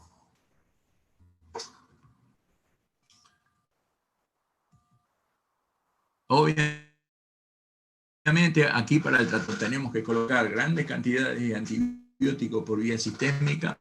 Sí es imprescindible en un primer momento tomar una muestra antes de iniciar con los antibióticos, tomar una muestra de ese material del subcutáneo y mandarlo al laboratorio para hacer cultivo y antibiograma. Una vez que nosotros tomamos la muestra, ahí se comienza lo más rápido posible con un antibiótico para que nosotros consideramos efectivo para ese caso. Generalmente Cestiofur con gentamicina es una combinación y metronidazol, es la combinación que se debería utilizar en estos casos, especialmente si sospechamos de anaeróbico. Mientras tanto, hacemos cultivo y antibiograma.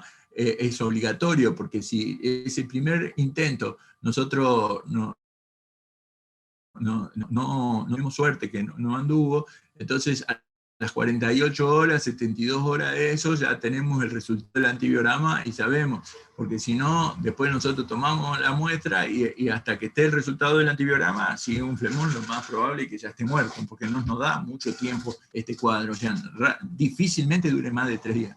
Entonces, para tener una segunda oportunidad de tratamiento, está indicado tomar muestra para hacer cultivo y antibiograma, ni bien llegamos. Entonces se toma la muestra, después se empieza con la antibiótico-terapia. Otro, cuando nosotros sospechamos de que esto es una clostridiosis, que es lo más frecuente, está indicado hacerle unos cortes primero para que produzca drenaje, esto que se ve post-mortem, se da en vida, entonces se hacen todos cortes para que se produzca drenaje, a su vez se trata con agua oxigenada local,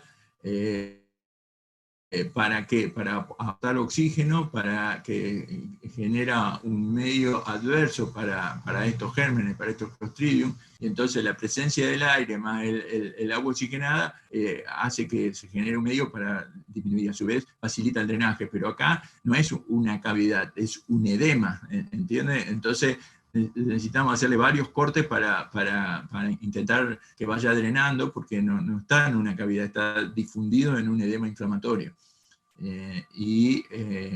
Entonces la antibiótico-terapia y estos cortes de tratamiento con agua oxigenada es lo que está indicado.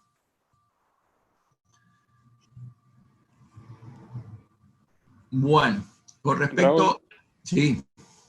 acá dicen, dejar que el absceso madure no tiene como contrapartida la formación de trabéculas dentro del mismo, o esto resulta algo menor dentro del proceso.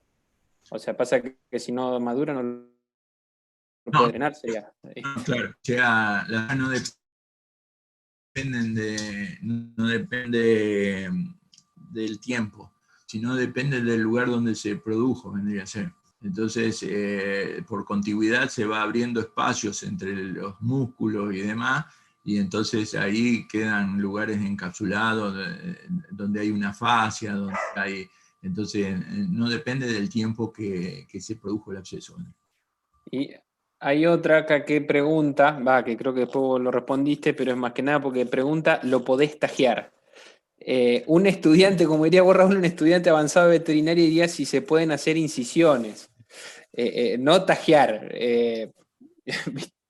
O sea, sí, como explicó Raúl, se pueden hacer incisiones, sobre todo pensando en un Clostridium para que ingrese aire, oxígeno sobre todo, pero traten de acostumbrarse a hablar con lenguaje académico, ¿está? No solo para ahora, sino para cuando tengan que rendir, no solo para esta materia, sino para todas, ¿está? Si bien lo entendemos, lo que nos quieren decir,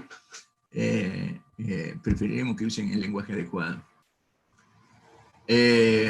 Bueno, con respecto al proceso de cicatrización, o sea, cuando se produce una herida, esa herida continúa la cicatrización, esto es de patología, pero yo se lo repito un poquito para recordárselo, para que entendamos determinados detalles. Entonces, cuando se produce la herida, lo primero que se da es una reacción inflamatoria. O sea, entonces el primer paso se denomina inflamatorio. O sea, se cortó, se produjo la herida, se produce la incisión en piel. El inflamatorio.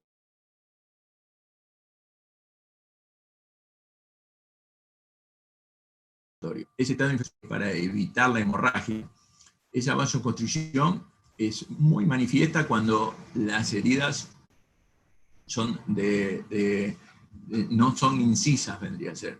En el caso de la herida incisa, como hay poca lesión tegumentaria, entonces se liberan pocos factores de la coagulación. Ustedes recuerdan cuando estudiaron en cirugía que para que se produzca hay un pequeño vaso que está para lograr la hemorragia, se pinza, se retuerce con la pinza hemostática, y ahí, ¿qué hacemos ahí en ese acto? Se rompe tejido y eso libera gran cantidad de tejido de sustancias inflamatorias. Entonces en las heridas incisas hay poca lesión tegumentaria. Por lo tanto, son de mucha sangre. La hemostasia es complicada porque no se liberan suficiente o se liberan relativamente pocos factores de inflamación.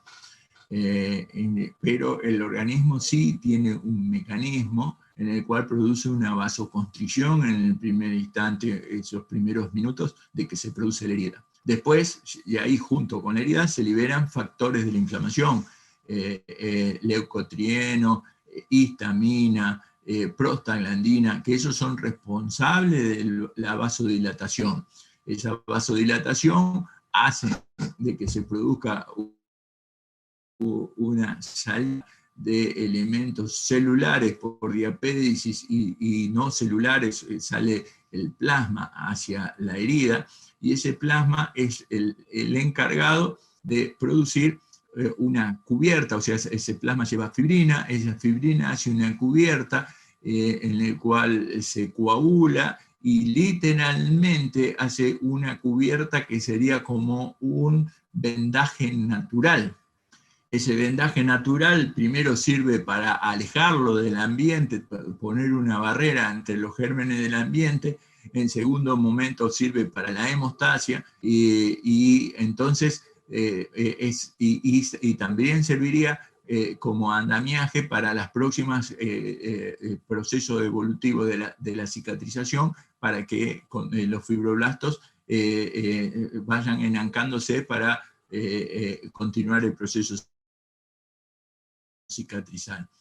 Cuando nosotros estamos en ese estado inflamatorio, es muy importante entender que es una práctica muy habitual, que no tiene ningún sentido lavar una herida todos los días. Es muy frecuente, y yo lo veo en casi todos los lugares, en muchísimos lugares, que todos los días lavan la herida para que esté limpia, para que cicatrice. Si nosotros vamos lavando, el primer paso del proceso inflamatorio es este. Y si nosotros lavamos todo el día, lo retiramos, entonces el otro día tiene que formarse nuevamente y así sucesivamente. Yo he visto heridas de 6 meses que lo lavaban todos los días y seguía sin cicatrizar, y entonces me era la consulta: ¿cómo hacemos para que esto cicatrice? Esos 6 meses lo lavamos, lo cuidamos, y claro, pero no es la técnica correcta. Lo que nosotros tenemos que hacer ante una herida son 2 cosas: evitar que se contamine y evitar que se muera. Fundamentales que van a hacer que el proceso cicatrizal avance. Nosotros no podemos acelerar el proceso cicatrizal tiene su tiempo. Y entonces las células tienen que reproducirse, tienen que crecer y tienen que tener un medio para que ellos puedan. Si nosotros lo lavamos todos los días, el medio es completamente hostil y sin lugar a duda, en vez de favorecer la cicatrización, la estamos perjudicando. Una vez que se produce ese estado inflamatorio, viene el desbridamiento. O sea, este estado es muy importante porque es donde nosotros podemos influenciar para achicar el proceso de cicatrización. Este estado de desbridamiento es el lugar donde entraron las células que por diapédisis, los neutrófilos, los monocitos, que por diapédisis a través de los vasos sanguíneos, llegaron al lugar grandes cantidades por la inflamatoria, y ahí por las lisosomales están tratando de destruir toda la contaminación que hay, o están incluso, pasan inmunoglobulinas. Estas inmunoglobulinas se comportan como opsonina, o sea, esas inmunoglobulinas literalmente se unen a los antígenos. Entonces el macrófago fácilmente lo identifica y lo destruye, lo fagocita. Entonces esta gran afluencia celular más las inmunoglobulinas hacen que neutralicen el proceso séptico. Y a su vez también actúen sobre el tejido deteriorado, el tejido necrótico que hay en el lugar. Entonces, mientras hay tejido o hay bacterias, hay gérmenes, está en fase de debridamiento. Normalmente esta fase de debridamiento dura entre 4, 5, 6 días, pero ¿qué pasa? Si hay, mientras haya gérmenes o haya tejido necrótico, no puede pasar a la próxima fase, que es la fase proliferativa. ¿Por qué? Porque la reacción inflamatoria generada por el debridamiento no permite que los fibroblastos avancen. Entonces, mientras está en la fase de debridamiento, no puede pasar a la fase siguiente. Entonces se enlentece el proceso. ¿Y cómo podemos colaborar nosotros? En la extracción, en la toilet de la zona, sacar todo ese tejido necrosado, desvitalizado que está. ¿Por qué? Porque si nosotros no lo sacamos, lo tiene que sacar el individuo con este proceso de debridamiento. Entonces, el debridamiento se produce en vez de esperar todo el tiempo que lo haga el organismo a base de los neutrófilos, las enzimas lisosomales, y vaya saliendo ese material necrótico en forma de exudado, que va saliendo de la herida. Entonces, nosotros podemos colaborar extrayendo toda esa piel desvitalizada, o todo el material necrótico, ya sea músculo, sea lo que sea, que por la herida se lesionó. Entonces, una vez que se terminó la fase de debridamiento, que todo el material necrótico y todo el proceso séptico fue controlado, se inicia la fase proliferativa, o sea, por acción de los monocitos, producen una atracción de los fibroblastos. Los fibroblastos que son provenientes de las células mesenquimales indiferenciadas, y la vascularización viene del endotelio vascular, que se producen vasculares, y entonces ahí los fibroblastos producen tropocolágeno, que se forma maduro en colágeno, y ahí se forma tejido de granulación. Este tejido de granulación literalmente llena el espacio ese donde se encuentra la herida, y hasta llegar al borde de la herida. Ahí, cuando llega al borde de la herida, este tejido de granulación normalmente se detiene y empieza y se produce la denominada fase de epitelización, o sea, desde los bordes desde los bordes de la piel, donde se produce la herida, se produce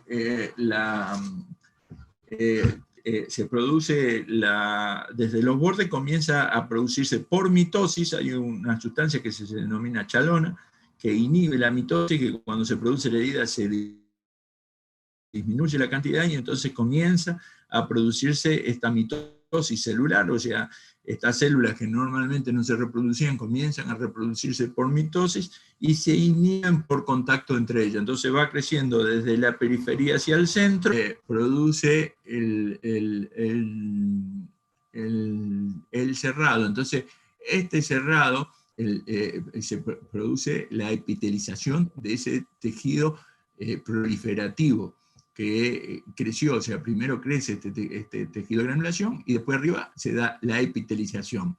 Y que esa epitelización se denomina escara. ¿Por qué? Porque se restablece la capa epidérmica, pero los anexos de la piel no están, ni las glándulas sudorípadas ni las sebáceas. Por eso no es piel, sino que es una escara epitelial. En este tejido proliferativo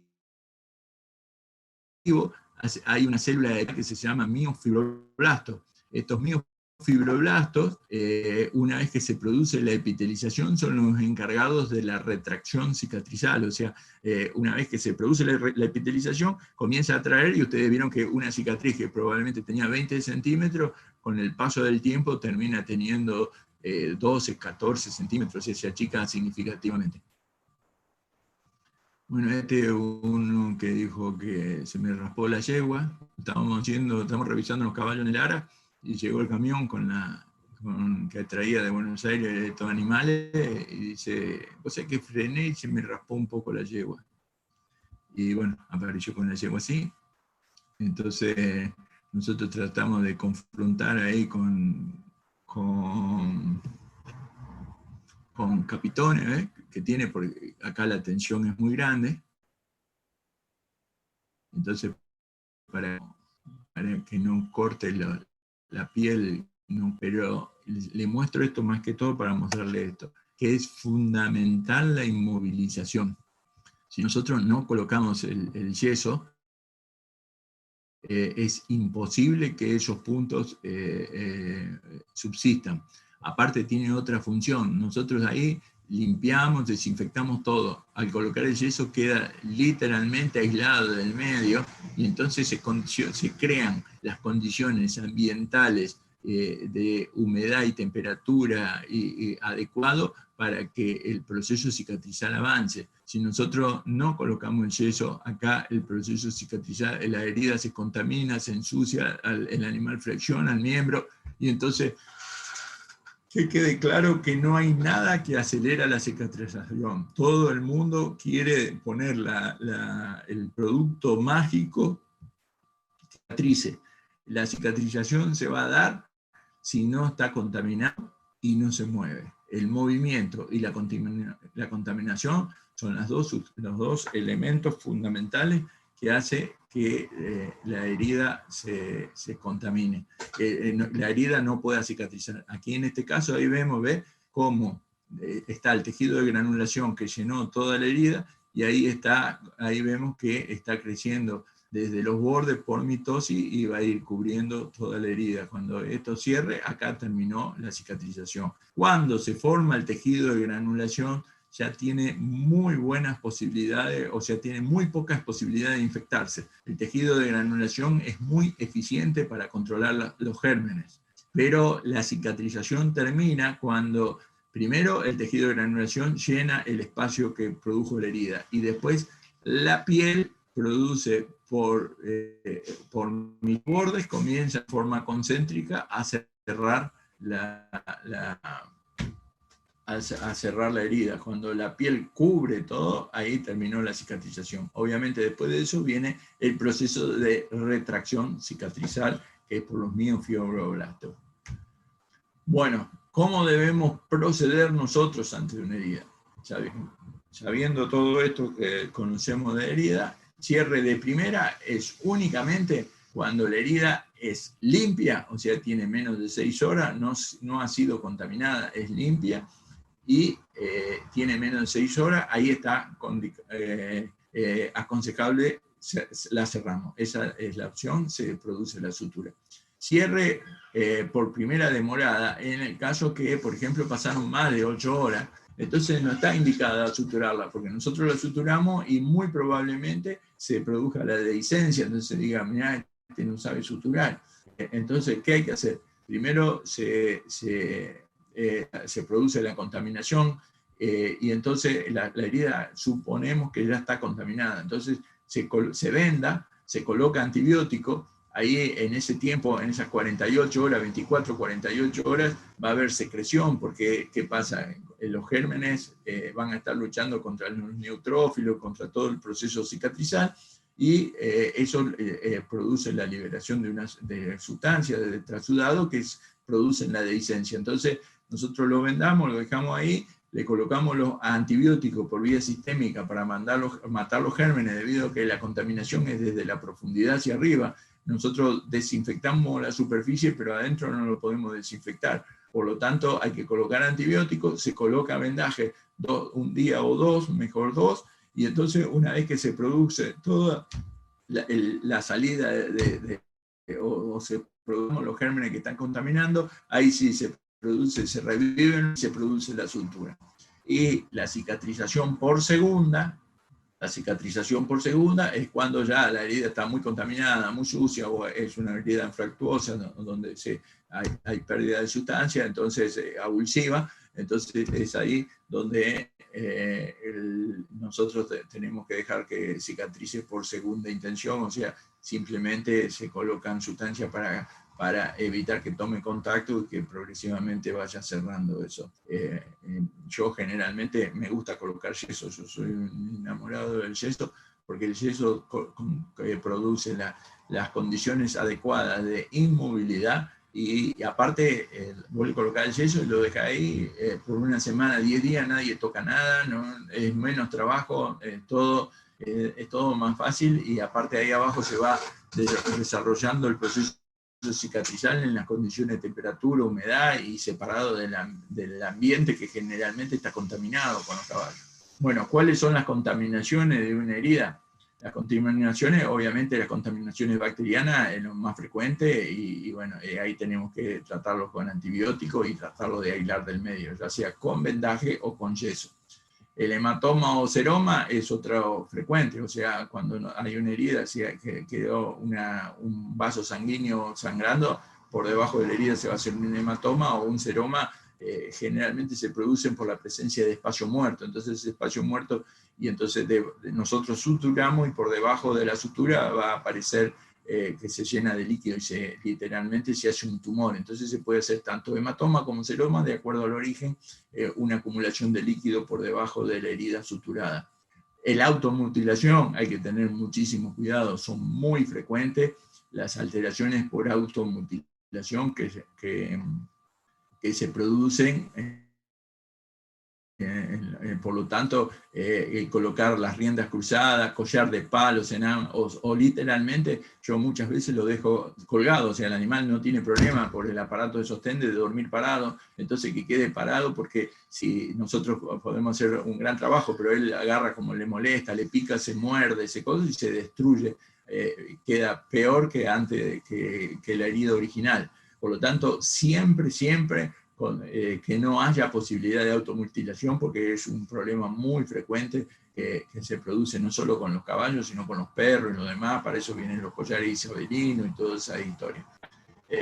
La abronemosis, ¿no es cierto?, o la miasis, otra causa, ¿no es cierto?, la abronema muscae, la mosca en verano especialmente pone los huevos, las larvitas, y van haciendo lo que se denomina llaga de verano.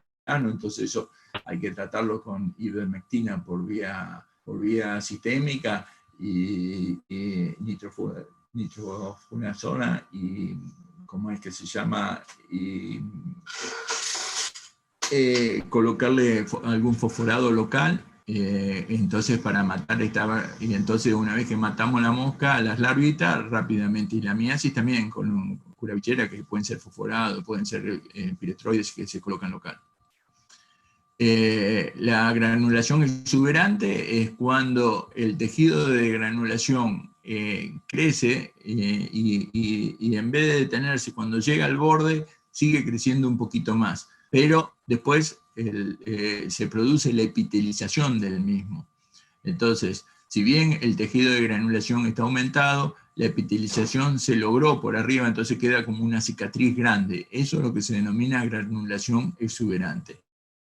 El queloide es cuando el tejido de granulación fue tan exagerado, tan importante, que no solo pasó el borde, sino que no tuvo oportunidad del epitelio de cubrirlo. Entonces queda expuesto, queda expuesto el tejido de granulación continuamente, y no puede cerrar la herida porque la piel está por debajo de este tejido de granulación, y entonces se caracteriza por ser sangrante,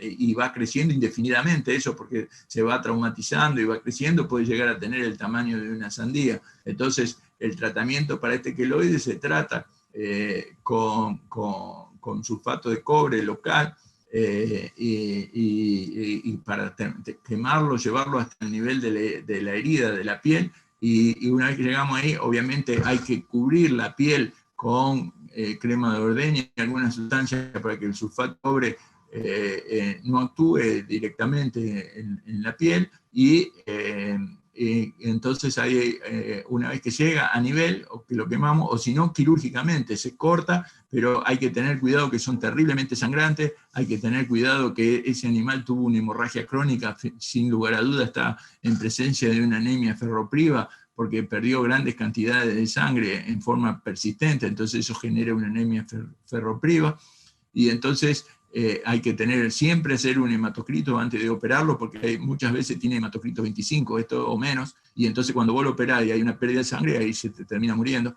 Y hacerlo con bisturí eléctrico para disminuir el riesgo, para ir produciendo la cauterización.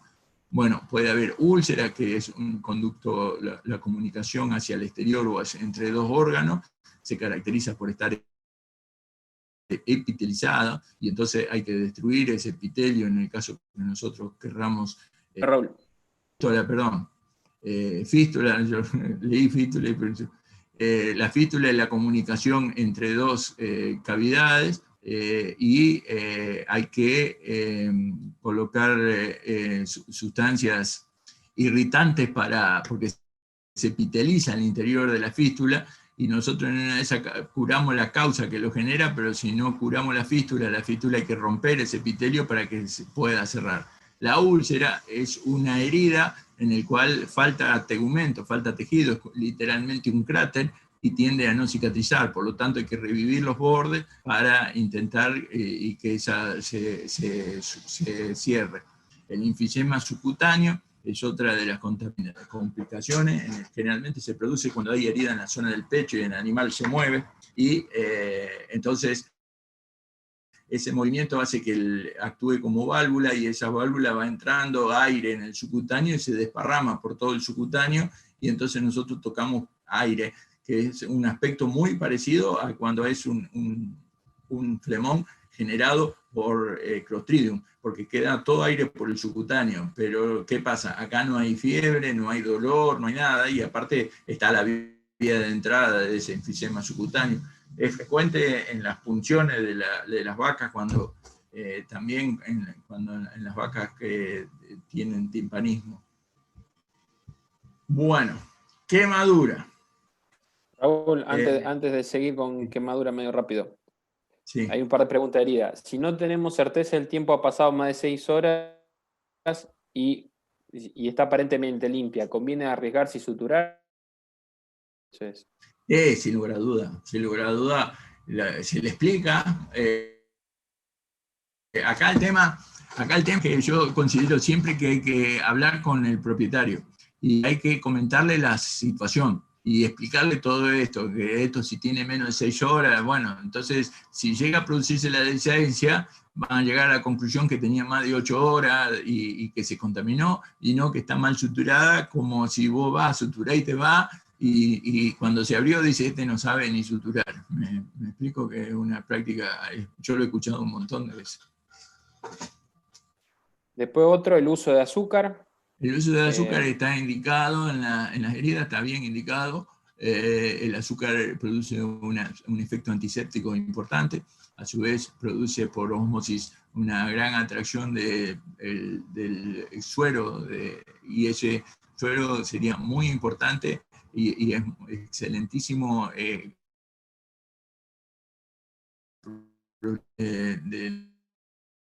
la mitosis y de esas células tienen que reproducirse.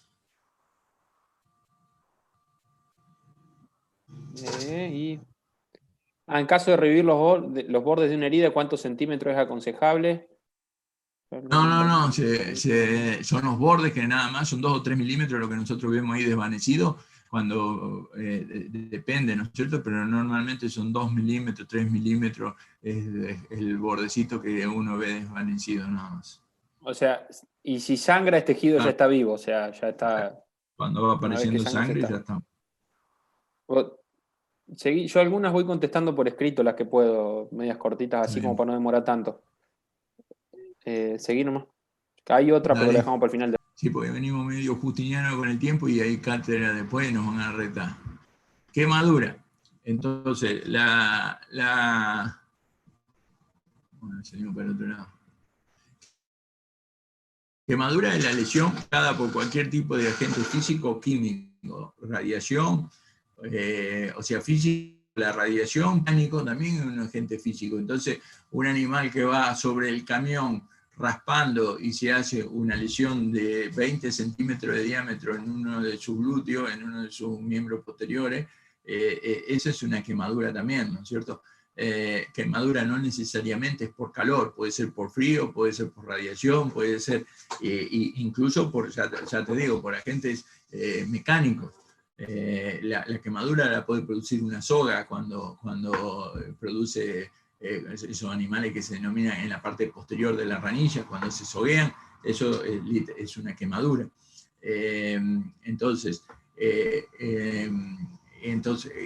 Pero también puede ser por agente físico, ácido, por corrosivo, por álcali, y entonces de acuerdo al grado de lesión, las quemaduras se clasifican de primer grado o eritema, es cuando se produce una congestión de la zona. Para que entendamos, esta quemadura de primer grado es la que tenemos nosotros cuando vamos a tomar sol. Una vez que estuvieron mucho tiempo en el sol, ese enrojecimiento en el cual produce una descamación del estrato superficial aumentado, es el que produce produce una gran congestión vascular y la pérdida de esos superficiales que generalmente están queratinizados. La de segundo grado es cuando ya por proceso degenerativo acumula líquido en el interior y entonces forman las ampollas o abón en el estrato granuloso por proceso degenerativo y hacen esas ampollas. Y estas dos son de intensísimo dolor porque están irritados las terminaciones nerviosas. Ustedes recuerden que los nervios están ubicados en la dermis y acá está afectando la epidermis y produce gran irritación de la dermis, entonces las terminaciones nerviosas, ustedes vieron cuando toman sol, no se puede poner ni la camisa del dolor que tiene. Bueno, en la de segundo grado también, cuando hay ampolla, eso duele mucho. La de tercer grado, acá ya involucra la totalidad de la epidermis y llega hasta la dermis. Por lo tanto, cuando llega a la dermis, quema las terminaciones nerviosas y no produce dolor o el dolor está disminuido. Obviamente, en todo proceso que hay quemadura de tercer grado, hay en una zona hay de tercer grado, en la zona periférica que sigue de segundo y en la zona más alejada y de primero. No es que no va a haber dolor, pero en la zona donde la quemadura de tercer grado el dolor es mínimo. Y de cuarto grado, carbonización, es cuando ya la quema involucró tejidos más profundos, en esos casos mucho más graves que queman músculo y queman otras estructuras. Con respecto acá tenemos estos animales que se le quemó el box y entonces tuvieron quemadura, pero lo que nosotros tenemos que evaluar es un gran quemado, o sea, cuál es el problema que presenta un gran quemado. Primero, definimos un gran quemado, es un animal que tiene quemadura de más del 50% de tercer grado, quemadura de tercer grado de más del 50% del cuerpo. Y ese animal tiene un pronóstico muy grave. ¿Por qué? Porque se alteran, o sea, la muerte no es instantánea, pero literalmente tiene muerte, ni hablar si la superficie quemada es mayor del 50%. Con el 50% ya es muy grave, más del 50% el pronóstico es desfavorable. ¿Por qué? Porque la piel es el órgano más grande del cuerpo y es el que determina la inmunidad y es el que determina el equilibrio electrolítico y es el encargado de la termorregulación y de la protección de muchos órganos. Entonces, esa piel que se alteró, que se destruyó, entonces se va a producir una gran afluencia de gérmenes hacia el interior porque la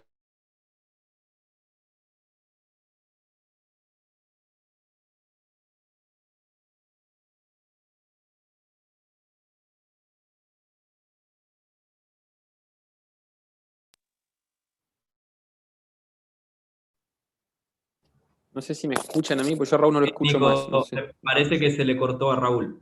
Sí. Sí. Sí, yo tampoco escucho nada.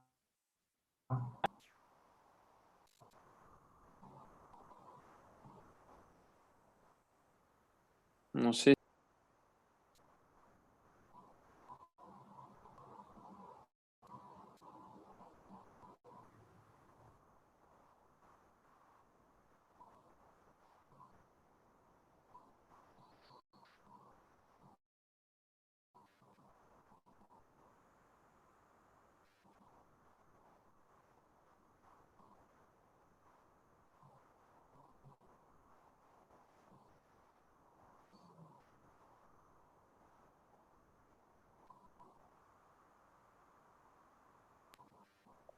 Bueno, mientras se vuelve a conectar a Raúl, vamos si quieren viendo algunas preguntas y vamos ganando tiempo.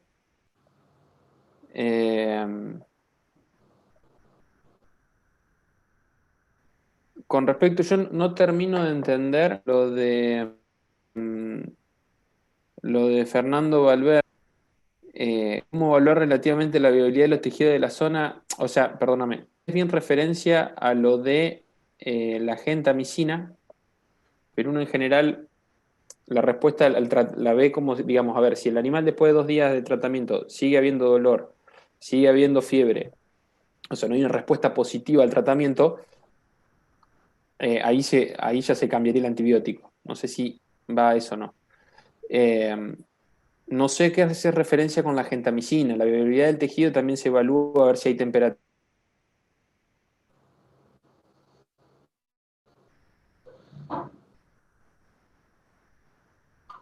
¿Me escuchás, Nico, ahora? Ahora sí. Bien. Sí, tuvimos un ¿Quedaste corte. en la influencia de microorganismos Sí. hacia el organismo? Entrada de microorganismo y hay una gran pérdida de fluidos y de electrolitos. Entonces produce un fuerte desequilibrio hemodinámico del individuo que lo lleva mucho al shock. A su vez, se produce una disminución inmunológica, una anemia, o sea, inmunológicamente por el estrés cae marcadamente, una anemia marcada y una pérdida de la función cardíaca muy marcada. Entonces, con la pérdida de fluidos, eso es muy probablemente lo lleva al shock. Pero, y el proceso es por largo tiempo. Entonces, muy probablemente el animal en el momento de la quemadura esté vivo todavía, pero probablemente tenga los días contados y nosotros tenemos que manejar ese tema porque es muy probable que no,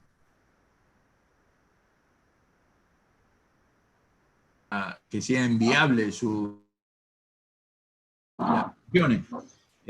Con respecto, ahí en el lugar de la quemadura, en un primer momento se produce la muerte celular de una parte, pero se produce el taponamiento vascular, o sea, ahí donde se produce la quemadura se producen trombos dentro de los vasos sanguíneos y a las 24, 48 horas esta zona muerta es mucho más grande que inmediatamente que se produce la lesión. Entonces, es muy importante tener en cuenta que eso va a seguir creciendo. Nosotros, para el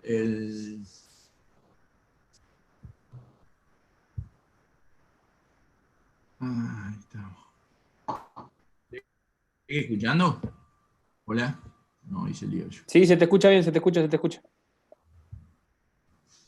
Opa. Se nos están yendo un par que cursan broma, vos metele nomás. Sí, terminamos. Bueno, entonces el tema... Aquí, bueno, el tema de la quemadura es que